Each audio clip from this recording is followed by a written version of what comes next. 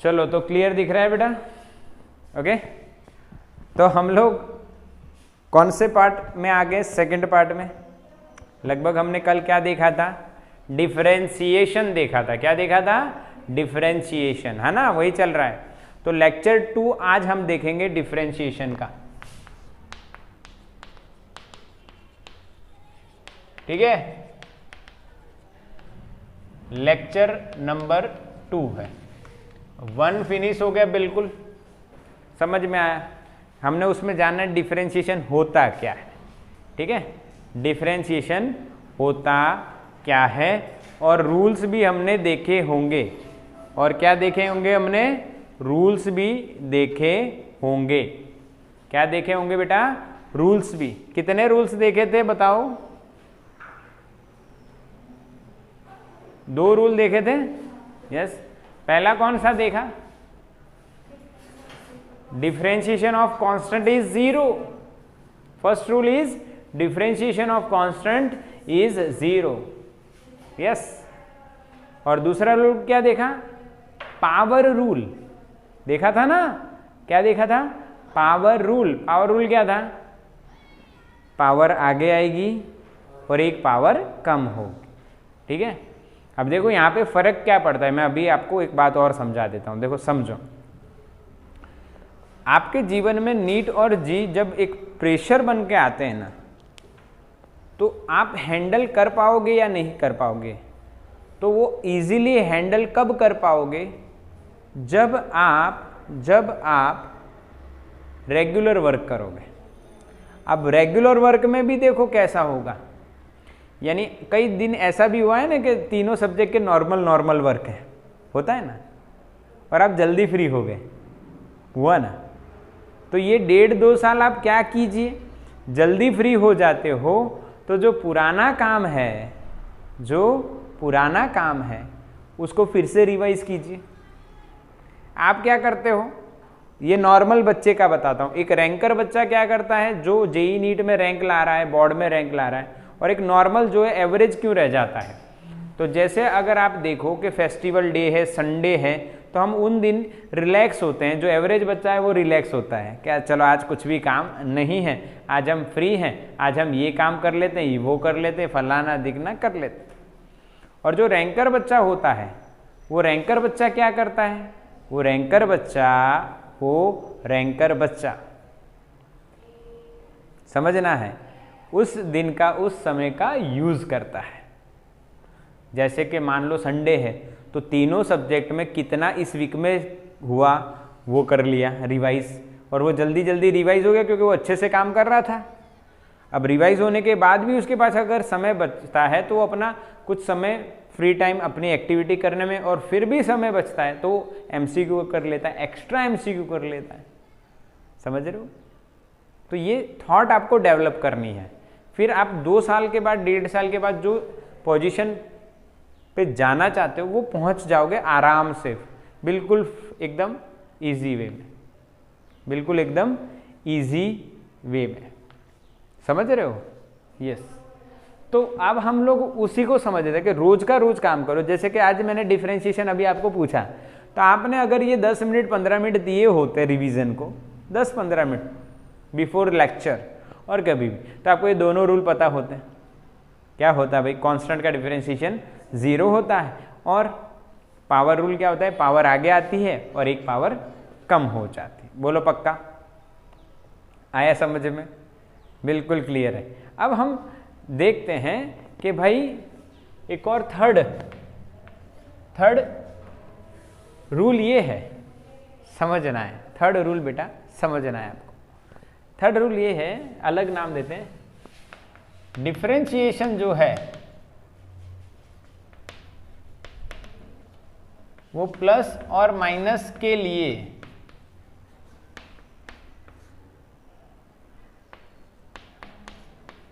बेशर्म है।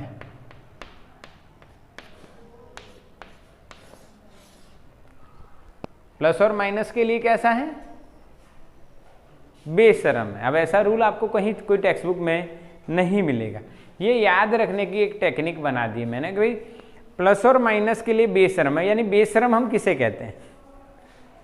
Healthy way की बात है भाई। बेशर्म किसे गए, हम अपना काम कर रहे हैं और घर में, ठीक है, रूम में, और कोई अपना फ्रेंड है बिना नॉक किए अंदर आ जाए, हालांकि फ्रेंड को ये हक होता है, बट उसको हम बेशर्म कह सकते हैं। इसी तरह डिफरेंशिएशन भी बेशर्म है। प्लस और माइनस को अपना फ्रेंड मानता है, ये आते हैं तब मैं अंदर जाऊं, इनको कोई प्रॉब्लम नहीं होगी, समझ रहे हो। तो इसको हम कैसे बताते हैं, एग्जाम्पल के तौर पे देखिए। मान लीजिए बच्चों, यहाँ पे देखिए x है, ठीक है। अब मैंने लिखा एक्स स्क्वायर प्लस या एक्स क्यूब प्लस, ये हम लोग t से चल रहे थे ना, तो T cube plus T square, इसका डिफरेंशिएशन करना है। तो इसका डिफरेंशिएशन कैसे होगा, तो आपको टी क्यूब का पता है, क्या होगा बोलो, 3t स्क्वायर। क्या होगा, 3t स्क्वायर। पावर रूल लगा, पावर आगे आई, एक पावर कम हुई, ठीक है। टी स्क्वायर का क्या होगा, 2t1, ठीक है ना। 2 आगे आया, t की एक पावर, दोनों का पता है। बट ये दोनों एक साथ आ गए और एडिशन में आ गए। किस में आ गए, एडिशन में। तो एडिशन के लिए डिफरेंशिएशन कैसा है बेटा, बेशर्म में। इसका मतलब वो अंदर एंटर हो जाएगा। You can write D by d t of T cube plus d by d t of T square, दोनों का डिफरेंशिएशन होगा। बोलो समझ में आया बच्चा। अब बताओ आंसर क्या आएगा, 3t स्क्वायर प्लस 2t। पक्का एग्री हो ना, क्लियर दिख रहा है ना, यस बिल्कुल क्लियर आपको दिख रहा है। तो ये हमारी डिफरेंशिएशन का एक और रूल की बात हो गई बेटा, बिल्कुल पक्का। आपको 3t स्क्वायर प्लस 2t होता है, बिल्कुल पक्का ना। एक और एग्जाम्पल देखते हैं ना, जिससे और पक्का हो। सर ऐसा करवाओ ना और पक्का हो जाए। तो एक और कर लेते हैं,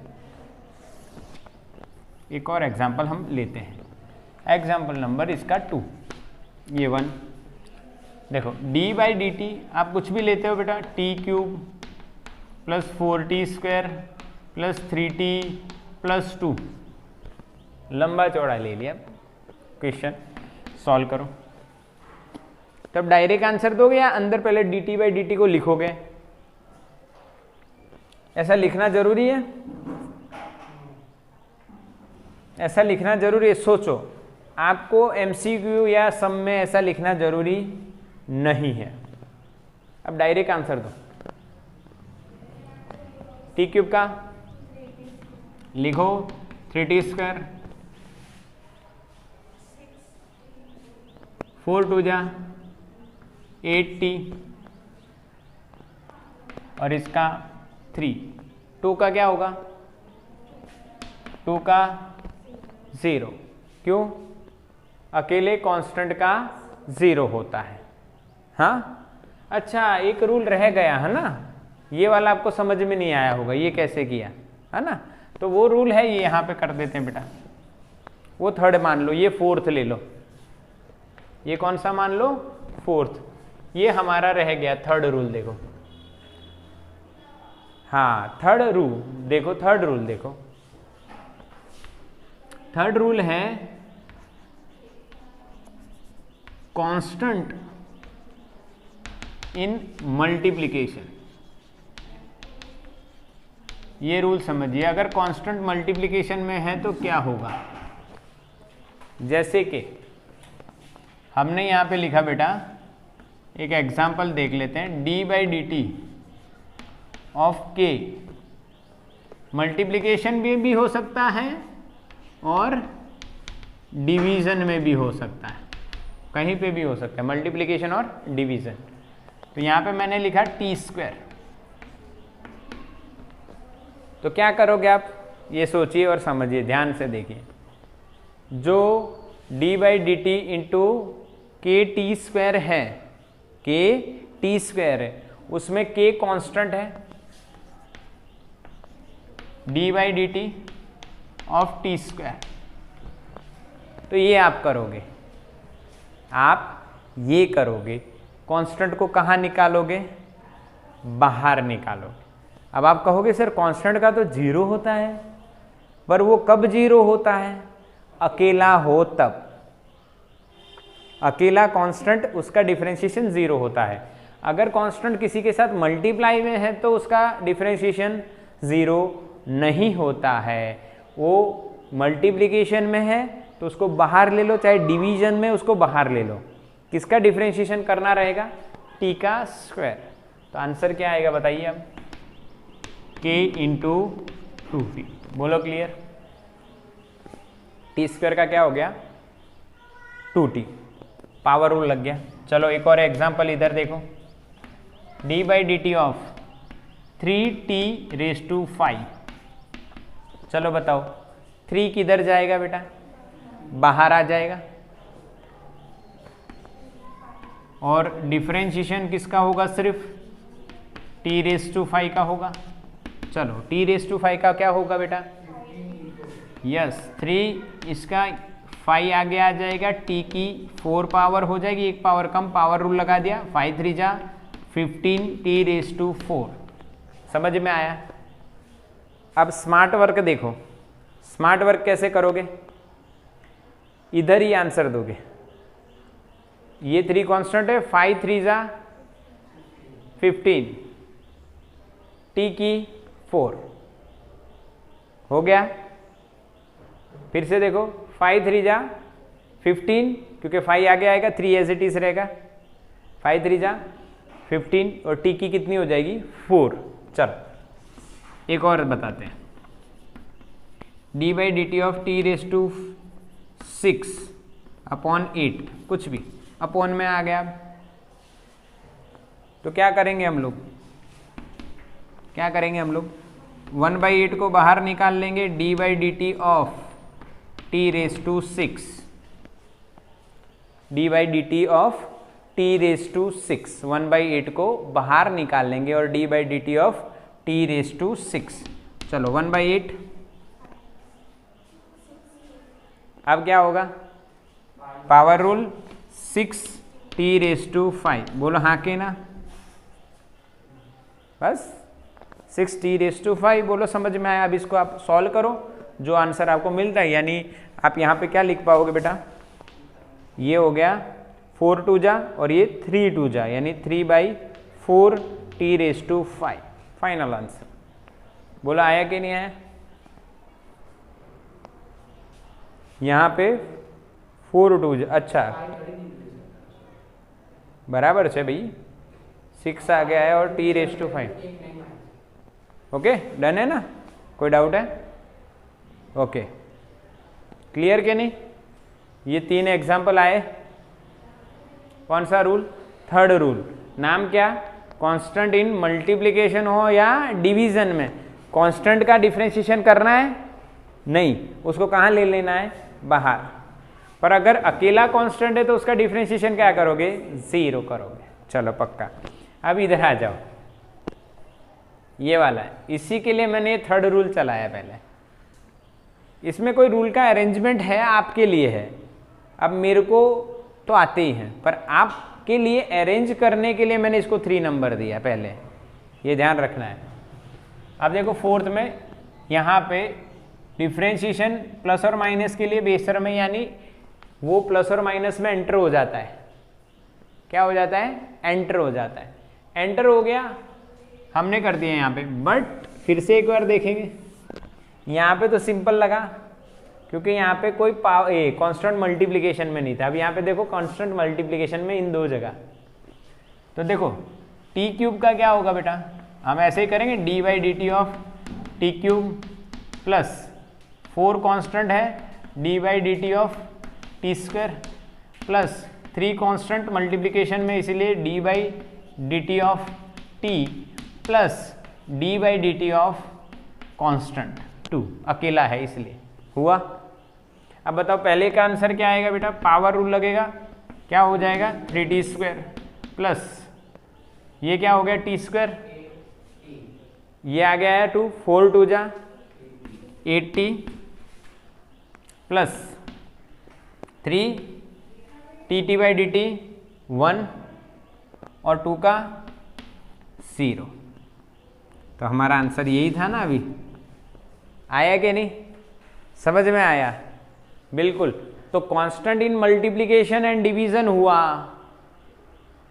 और ऐसे ये किया मैंने, तो आपको समझ में आया। अब इसका एक और एग्जांपल मैं आपको देता हूं, पहले इसका स्क्रीनशॉट ले लो। फोर्थ रूल का एक और एग्जांपल हम देखते हैं। चलो बच्चों, तो ये जो लास्ट वाला मैंने करवाया, इसका एक और एग्जांपल देता हूं फोर्थ रूल का। कौन सा है? डिफरेंशिएशन प्लस और माइनस के अंदर एंटर हो जाता है। अब आपको एक खुशखबरी और दे देता हूं, ये रूल्स आपको कोई ऑर्डर वाइज नहीं याद रखने, आपको आना चाहिए। This is the requirement. सारे रूल्स आपको आने चाहिए, जब क्वेश्चन में आएगा तो आप अप्लाई कर पाओ कि हाँ बस। और वो भी लास्ट में हम करेंगे कि सारे रूल के मिक्सचर वाले कुछ ना कुछ आपको रैंडम पूछूंगा, आप बताओ कौन सा रूल लगेगा। पर अभी यही कंप्लीट करते हैं। देखो एग्जांपल नंबर 3, इसमें एक और देता हूँ। आपको डिफरेंशिएशन करना है बेटा। अगेन 5t² प्लस 3t, इसका सिंपल रखते हैं, बताओ। तो आप देखोगे 5 कांस्टेंट बाहर आ गया, d/dt of t² plus 3 constant बाहर आ गया, d/dt ऑफ किसका? t का। समझ में आया बेटा? मौली समझ में आया बेटा? 5 कांस्टेंट बाहर आ गया, t² का करना है, ये अंदर गया ना। बेशरम का मतलब क्या हुआ? अंदर गया बिना झिझक, यस, कोई हेजिटेशन के बिना अंदर चला गया। यस, चलो अपना फ्रेंड है, हो जाएगा काम। यस, तो ये अंदर आ गया, इसका भी करेगा और इसका भी करेगा। अब रूल तो वही लगेंगे जो पहले पढ़ चुके हैं, ऐसा नहीं कि पहला पढ़ा वो भूल जाना है। यानी चैप्टर अभी 3rd चैप्टर चल रहा है, अब इसमें कोई नई क्वांटिटी आई है, 5th चैप्टर में नई क्वांटिटी आई, और फिर मैं आपको पूछूं बताओ इसका डायमेंशनल फॉर्मूला, तो ये तो आपने नहीं चला है। चैप्टर 2 आना चाहिए। इसी तरह से ये रूल्स हर जगह आगे जाते जाएंगे, पर पुराने रूल्स तो अप्लाई होंगे। तो देखो आ गया 5 सिंपल बाहर आ गया। अब बताओ इसका क्या होगा? 5 × 2t प्लस 3 × 1, t का क्या होता है? 1। तो सॉल्व करो, क्या आंसर आएगा? 10t plus 3। कंप्लीट। क्या आप ये डायरेक्टली ला सकते थे यहाँ से? देखो 5 2 जा 10t प्लस 3, ये आ रहा है। तो सर क्यों डायरेक्ट नहीं करें? नहीं, अभी स्टेप लिखेंगे, फिर डायरेक्ट ही सीख रहे हैं हम लोग। ऐसा आपको एग्जाम में नहीं करना है, मैं बता रहा हूँ, क्योंकि एमसीक्यू सॉल्यूशन में आपको थोड़ी ऐसा करना है कि भाई। ओके, चलो समझ में आ रहा। एक और एग्जांपल देता हूँ। 4, अब थोड़ा बड़ा देता हूँ। 10t8 plus 2t³ minus 808t, इसका डिफरेंशिएशन डायरेक्ट बोलो तो अच्छा रहेगा।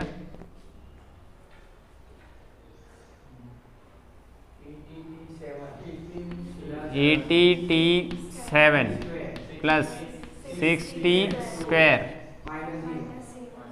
बस, क्योंकि कांस्टेंट थोड़ी चेंज हो रहा है, rate of change of constant कितना होगा? 0 ना।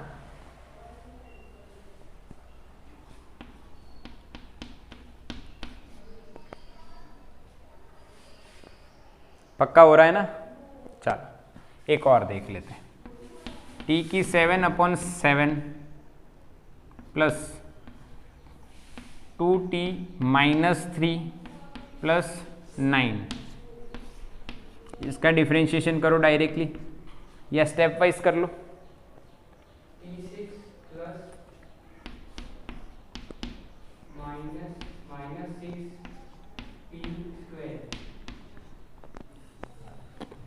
ये आंसर है। ये आंसर, शांति से सोचो, एकदम आराम से। इसका क्या होगा? 76, नीचे 7 कांस्टेंट कट हो गया। इसका क्या होगा? -3 आगे आएगा, तो -3 2 जा -6, t⁻⁴ एक पावर घटेगी, -3 -1 -4 होगा।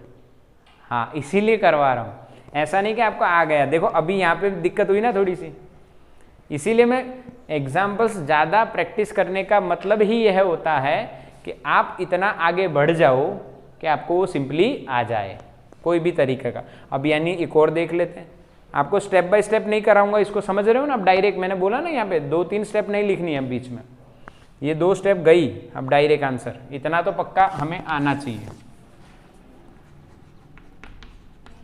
एग्जाम्पल नंबर 6, ये वाला। अच्छा, इसको फिर पूरा ही करना पड़ेगा, बच्चे का मैसेज आ रहा है सर ये वाला फिर से कराओ, तो इसको फिर पूरा ही करना पड़ेगा। देखो 1/7 कांस्टेंट आ गया, d/dt ऑफ t⁻7 होगा बेटा, 1/7 बार आ गया, d/dt of t⁻7 plus 2 constant, ठीक है, d/dt ऑफ t⁻−3, ओके। अब प्लस अकेला कांस्टेंट है, लिखना तो है d/dt ऑफ 9। क्या एग्री बेटा? प्रियांश समझ में आया? सचिन आया है? सचिन प्रियांश आया है, सचिन आया है कि नहीं? मैसेज करो, प्रियांश तो आया है ना? यस, सचिन भी आया। भाई सचिन समझ में आया बेटा? यस और नो? और वो अपने वो हुसैना समझ में आया बेटा ये? हाँ यस, ओके ओके। तो बिल्कुल देखो, वीडियो भी मिलेगा आपको, ये भी आप करिए, पक्का करिए, एकदम ठोस, पूछा आना चाहिए बस, और कोई रिक्वायरमेंट नहीं है जी नीट में। आप रेगुलर काम करते जाइए और ऐसा करिए कि आपको पूछने पे आए। टीचर क्या कह रहा है वो बात उनकी अलग है, पर मैं जो कह रहा हूं वो समझो। आप एज ए स्टूडेंट आपको क्या करना है, जो रोज हो रहा है वो रोज करना है, पहली बात। दूसरी बात, ऐसा करना है कि पूछा जाए तो आए।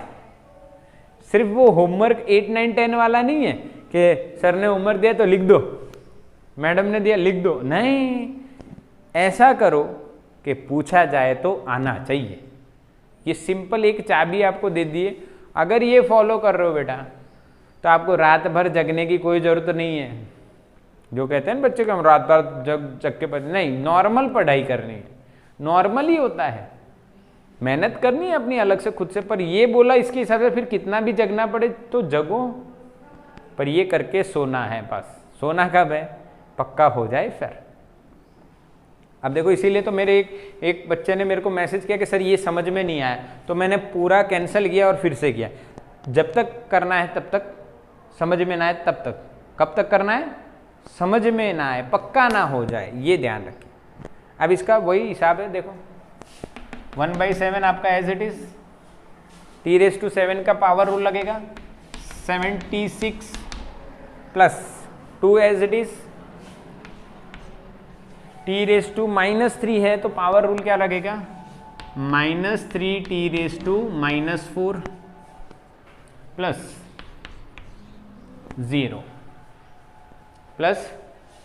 0 ठीक है। 7 कट, क्या आ जाएगा, t⁻6 -3 2 जा 6, t⁻⁻4 प्लस 0 को लिखने की जरूरत नहीं है। अब समझ में आया क्या मेरे बच्चों? ये वही बात है जो अभी तक हमने समझी थी, बिल्कुल। अब एक और कर लेते हैं जिसमें हम ऐसा लिखेंगे नहीं,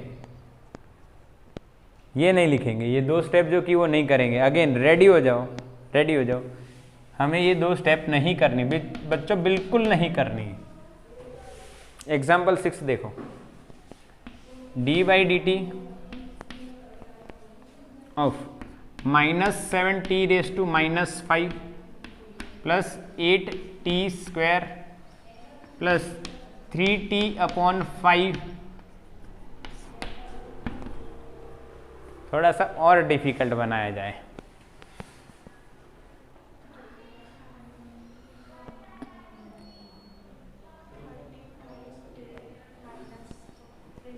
यस 35t⁻⁶ आया कि नहीं? Plus 16t plus 3/5। यस, समझ में आया कि नहीं आया? -7 as it is t⁻⁻5 -7 into -5 35 t⁻⁻5 -1 -6 आया समझ में? फिर क्या हुआ? 8 is constant t⁻2 2t but 8 2 जा 16 t⁻1 एक घटेगी। 3/5 कॉन्स्टेंट t⁻1 का वी विल गेट 1। खत्म, ये रूल पक्का हुआ। थर्ड एंड फोर्थ दोनों रूल पक्के।